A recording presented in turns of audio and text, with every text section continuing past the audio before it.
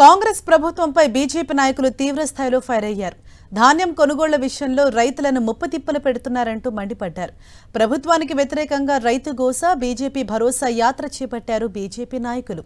3 రోజుల యాత్రలో భాగంగా రాష్ట్రంలోని వివిధ జిల్లాల్లో ఏర్పాటు చేసిన ధాన్యం కొనుగోలు కేంద్రాన్ని సందర్శించి రైతులతో ముఖాముఖి నిర్వహించారు.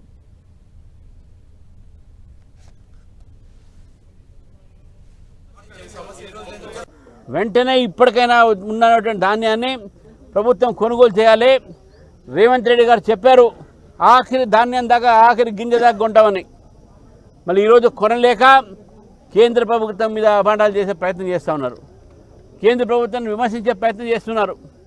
కేంద్ర ప్రభుత్వం మీరు ఏదైతే ప్రొక్యూర్మెంట్ చేస్తారో ఆ ప్రొక్యూర్మెంట్కి అయ్యే ఖర్చు మొత్తం కూడా రీఎంబర్స్మెంట్ జరుగుతుంది. కొనేటటువంటి ఒకరు మీకు చిత్తశుద్ధి లేదు. రైతులు బాధపడుతుంటే మీరు ఇంకా అటు ఇటు తిరుగుతూ ఉన్నారు.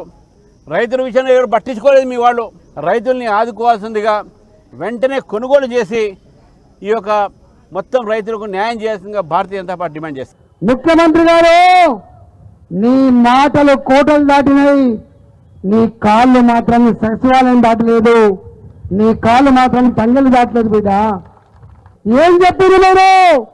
కౌలు రైతులకు కూడా రైతు బంధు ఇస్తా అని చెప్పినావు కదా.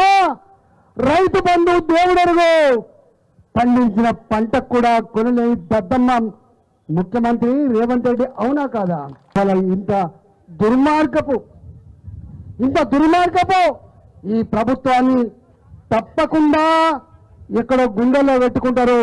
సందర్భం వచ్చినప్పుడు కేసీఆర్ ఎట్లా బొండబెట్టిందో అంతకంటే పాతాళంలో ఇలా రేవంత్ రెడ్డి సర్కారు కూడా బొందబెట్టబోతారు. తడిసిపోయిన ధాన్యం కొంటాను, మొలకలు వచ్చినా కొంటాను, చివరి గింజ కొంటాను. ఈరోజు నా రైతు జొన్నలు పండిస్తే నేను ఎకరానికి 30 కుంటలు పండితే నేను 10 కుంటలు కొంటాంటావు. నీ అయ్యే జాగీరా అని అడుగుతున్నా. నువ్వు ఎప్పుడన్నా వ్యవసాయం చేసినావా? నీ వ్యవసాయం కష్టం తెలుసా? ఈరోజు ఒక ఎకరానికి 30 కుంటలు పండితే 10 కుంటలు కొంటావట.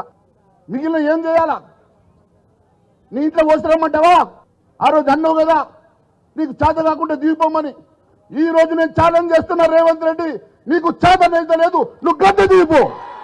నేను ఈరోజు ఛాలెంజ్ చేస్తున్నా రేవంత్ రెడ్డి, నువ్వు ఒక్కసారి రాజీనామా చేసి మళ్ళా గెలిస్తే నా జీవిత కాలం నేను రాజకీయాలు మానేసుకుంటా.